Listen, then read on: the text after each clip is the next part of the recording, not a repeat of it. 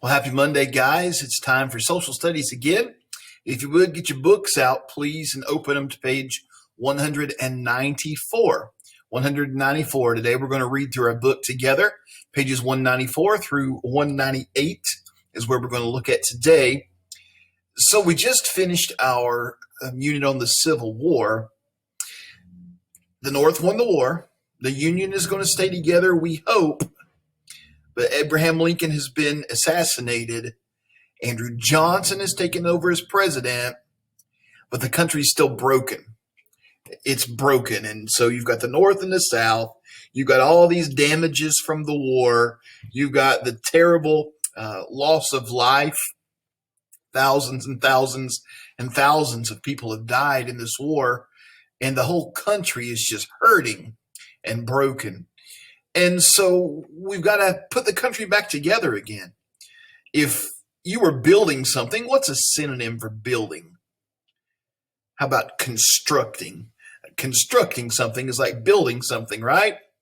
Well, the United States had been built before. We've been going through these lessons for months now about building the government for our new country and building the country and as it grows and manifest destiny and westward expansion. The country had been built, but now it's been broken.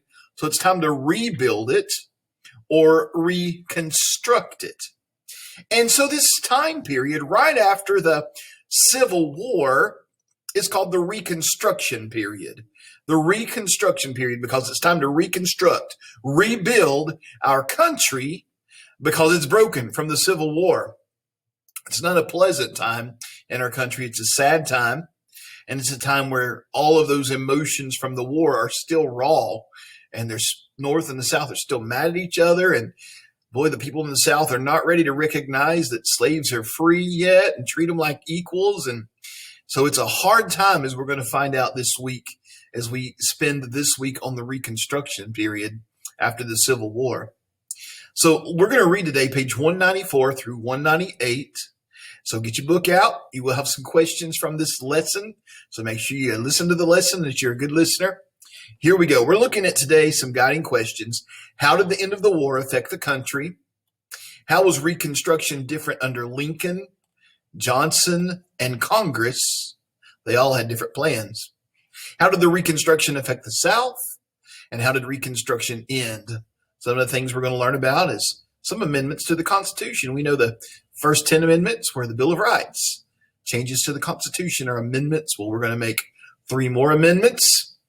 And then we're going to learn more about Andrew Johnson, a Compromise of 1877, Freedmen's Bureau. We've seen this word in the news a lot, haven't we? Impeach. We're going to hear about a president getting impeached back after the Civil War, Reconstruction, Rutherford B. Hayes, and sharecropping. So let's take a look at this lesson. The entire nation felt the effects of the Civil War.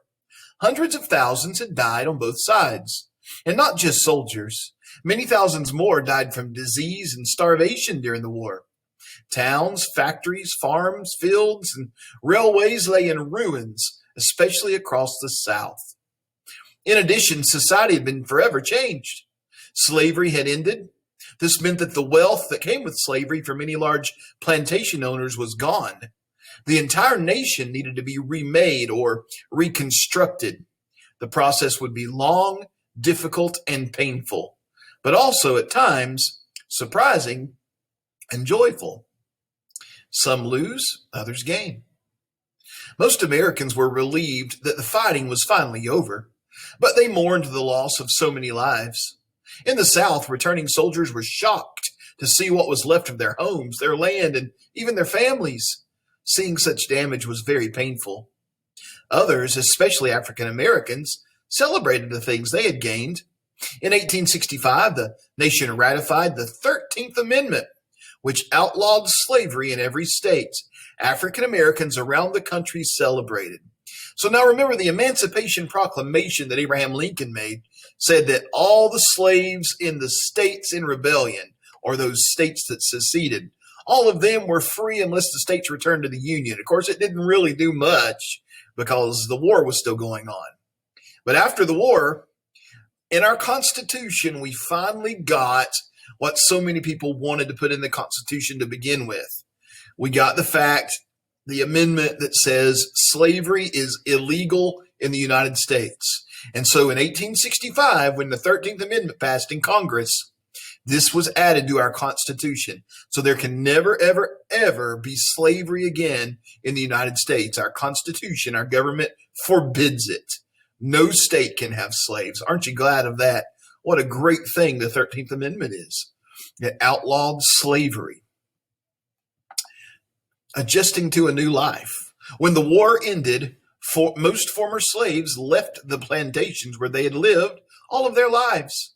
They quickly learned that with freedom came new challenges. They faced poor conditions and bad treatment as they struggled to provide for their families. They didn't have homes. They didn't have places to live. They didn't have land to live on. They'd just been slaves. They'd been somebody's property, and now they're free. What do? You don't just go buy a house. You don't have any money. You don't go buy land, so you don't have any money. So what are they going to do? Well, they struggled really hard. And an organization was formed to help them. And this organization is called the Freedmen's Bureau. Let's find out more about that, and then we'll look more at this picture up top. The Freedmen's Bureau. Before the end of the war, Congress set up an agency to help former slaves. It was called the Bureau of Refugees, Freedmen, and Abandoned Lands, or the Freedmen's Bureau for short. Its purpose was to help former slaves or freed people, freedmen, as well as all victims of the war, either start or rebuild a life for themselves. Bureau workers gave food, clothing, and medicine to those in need and helped build schools for former slaves.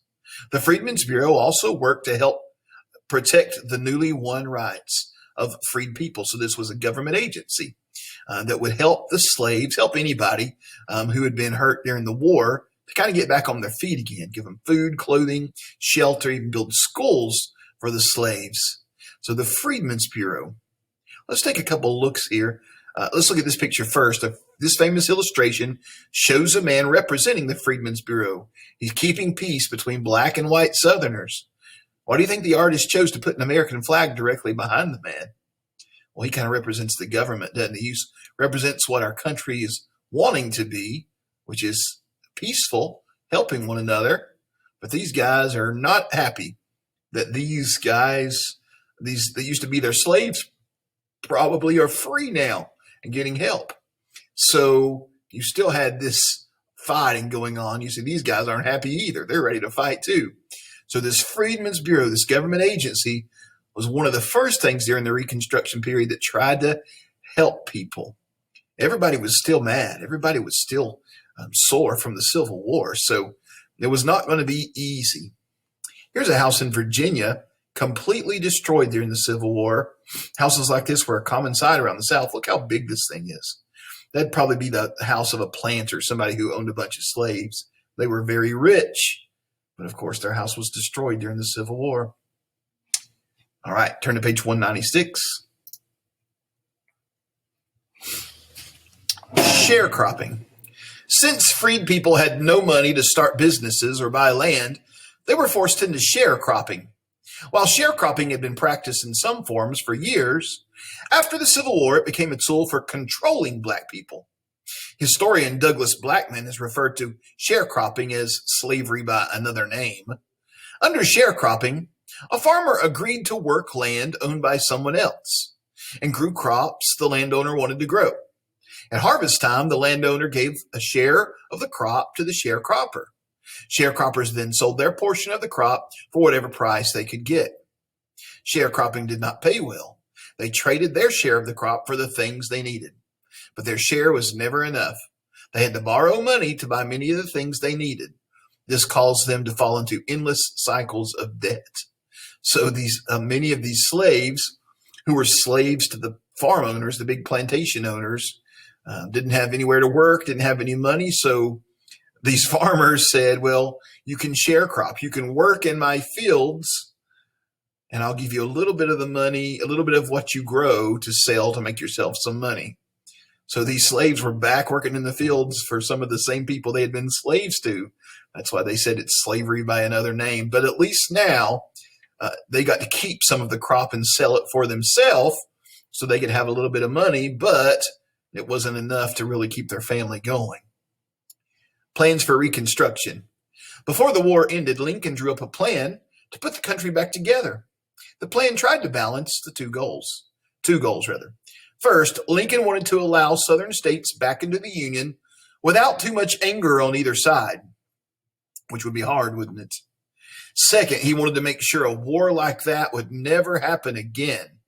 To do this, he declared that states could rejoin the Union if 10% of white males swore loyalty to the Union. This plan was called Reconstruction. Well, he was pretty lenient, wasn't he? He said, I don't want anybody to be angry at each other. North, don't be mad at the South. South, don't be mad at the North anymore. We're going to let all the states in the South come back and be part of the United States again as long as 10% of their white men swore loyalty to the Union. In other words, pledge allegiance to the flag of the United States, right? 10%. What does that mean? It's a fraction. If it was a fraction, it would be 1/10. 1 out of every 10 people. 100 people out of every 1,000 people. So let's just take that number. 100 out of 1,000 white men had to say, okay, we'll come back to the United States and we'll never fight against the United States again. Well, how many would that leave that didn't promise to do that? 900, right? Out of 1,000, if only 100 pledged it. So that's a low percent to get, but he tried to be very lenient and let them come back to the United States. Remember, Abraham Lincoln's goal was to save the Union and also to obviously free slaves. Here's some effects of the Civil War. This is a little chart here. Good effect, the end of slavery. Carpetbaggers, Northerners coming to rebuild the South. The largest loss of U.S. life in the war, in any war. I'm going to read a little bit later about the KKK and other groups that use violence. Sharecropping, which we just read about. And many people in the South are poor. Here's a Louisiana sharecropper, John Solomon Lewis. I was in debt, and the man I rented land from said every year I must rent again to pay the other year. And so I rents, and each year I get deeper and deeper in debt. Wasn't working very well. Sharecropping wasn't. In the South, most black sharecroppers picked cotton. The system lasted for almost a century. These men and women are working on a farm in North Carolina in 1900. What do their ages tell you about what it was like for a sharecropping family? Well, you've got older people there, and you've got some young kids too. Everybody had to get out and do the work. They had to make as much money as they could, so they had to work everybody that they could, as hard as they could, to make any money. Well, of course, we know Abraham Lincoln was killed before his plan for Reconstruction could happen. So Andrew Johnson has to come up with his own plan. I'm going to take a sip of my drink. I'm getting hoarse. Excuse me. Johnson's plan for Reconstruction. After Lincoln was killed, President Andrew Johnson tried to follow Lincoln's example for Reconstruction. So he tried to look at what Lincoln wanted to do and follow his plan. He wanted to bring the country back together again. He suggested that the Confederate states be returned to the Union as soon as they ratified or approved the 13th Amendment. In addition, Confederate leaders had to ask for a pardon or forgiveness from the president for their actions. They would then have their rights restored and be full citizens of the United States. This Reconstruction plan has become known as Presidential Reconstruction. So a little different from Abraham Lincoln's plan, close, but a little different. He said, if you're going to come to the United States, your state has to approve the 13th Amendment, which means no more slaves in your state. So you're not coming back to the United States unless you agree that you cannot have any slaves. And number two, if you were a leader in the Confederate Army, then you had to beg the president to pardon you, ask for forgiveness. How much do you think these states are going to do it? You think they're going to say, okay, no more slaves. Okay, please forgive me. I don't know. We'll see how this presidential Reconstruction plan works. Most Republicans in Congress disagreed with President Johnson. They thought his plan was too easy on former Confederates. They wanted the South punished for starting the war. They also feared that the rights of freed people would be taken away by former slaveholders. Under Johnson's plan, Southern states quickly rejoined the Union. Many former Confederates were elected to government positions again, and Republicans were outraged. So when you become part of the United States, remember, you get to have representatives to represent your state in Congress. So some of these Confederate leaders, some of these same people who were fighting against the United States were now in the government of the United States. And that made the northern part of the government people really mad. They were really angry at these Southerners who were now in the U.S. government, who had just in months before been fighting against the United States. President Lincoln chose Andrew Johnson as his running mate because he wanted to unify the nation. Johnson was one of the few Southern senators who remained loyal to the Union. So remember, Andrew Johnson was from Tennessee. He was from a Southern state. That was Abraham Lincoln's plan to kind of keep the relationships good with the Southern states by his vice president being from one of those Southern states. And he's trying to help the Southern states out as much as he can. But Congress isn't happy. They're very angry that his plan is so easy. So Congress takes control. As a result of this, Congress attempted to pass laws that forced a tougher plan on Southern states. At every turn, Johnson rejected or vetoed the laws. In the 1866 elections, Republicans won enough seats to control both houses of Congress. With enough votes to override or undo Johnson's veto, Congress took control of the Reconstruction. This became known as the period of Congressional Reconstruction. So remember, Andrew Johnson, he was going to make them pledge loyalty to the United States, ask for forgiveness, and make sure they were going to follow the 13th Amendment. But most Republican or Northern government people back then thought that was too easy. So they said, we're going to take over. And so let's look at the difference down here. This is kind of a compare and contrast chart down here. So you've got presidential Reconstruction, which was Andrew Johnson's plan. You've got Congressional Reconstruction, which is the Congress who disagrees with Andrew Johnson. But both of the goals were to restore the Union and prevent another civil war. That's the goals of Reconstruction. The president, Andrew Johnson, even Lincoln, they had a quick and easy plan for Reconstruction. Remember, Lincoln required 10% of Southern white males to swear loyalty to the Union. Johnson said Southern states must abolish slavery, ratify the 13th Amendment, and the Southern governments also had to outlaw secession. They could never leave the United States again. Okay. What about the goals of the Congress? Well, they had a harsh plan. Lawmakers wanted to punish the Confederacy, throw them in jail. Southern states must ratify the 13th, 14th, and 15th Amendment. We'll learn what those said in just a minute. States must provide protection to former slaves and grant voting rights. They want to make sure the slaves are protected, make sure those slaves get to vote. Uncooperative states were placed under military rule. In other words, if you don't follow the laws of the U.S. government, we'll send the army down there to make sure you follow them. And you have limited power of the president to control Reconstruction. So the president really didn't have any power to control what happened. Now, over here on the president's side, too, they didn't at first give equal voting rights to black people. Remember, black people couldn't vote. They weren't considered citizens yet. They were just free. There's a big difference, right? You can be free in the United States, but it doesn't mean you're a citizen. It doesn't mean you get to vote. So you've got to become a citizen before you get the right to vote. So let's see what happens next. Congress passes the 14th Amendment. After Congress took over Reconstruction, it passed a new law. It said former Confederate states could be readmitted to the Union only if they go to states. Excuse me. Only if they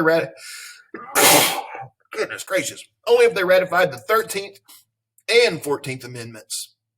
The 14th Amendment gave African Americans full rights as American citizens. So that's what we just said. You can be free, but it doesn't mean you get any rights because you weren't a citizen. The 14th Amendment made African Americans, all those people that used to be slaves, all black people in the United States, it made them citizens of the United States.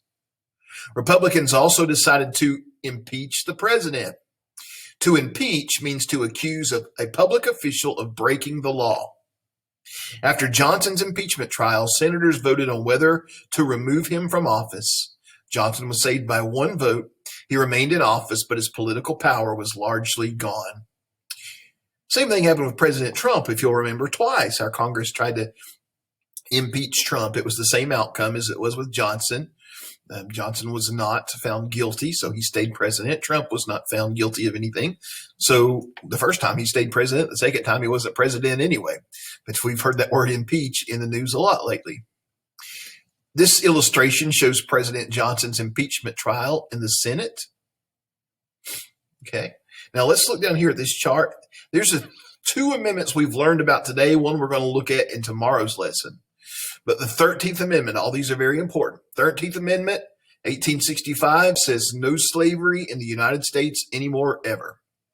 That's part of our Constitution, these amendments. The 14th Amendment, we just read about it, 1868, made freed people full citizens of the United States. African Americans are now citizens. We'll get to in tomorrow's lesson the 15th Amendment. Now that we've made them citizens, 2 years later, they get the right to vote. It's illegal to prevent citizens from voting because of race or color, because they have been slaves. So if you're a citizen of the United States, it doesn't matter what color, you have the right to vote, the 15th Amendment said. Good for the slaves. They get that right to vote. All right. So a lot happened in today's lesson. This is the first part of Reconstruction, trying to put the country back together again, doing some great things to get rid of slavery and give them rights as citizens. So we'll got some questions from today's lesson, then come back tomorrow for social studies lesson, and we'll find out what happens next. We'll see you then.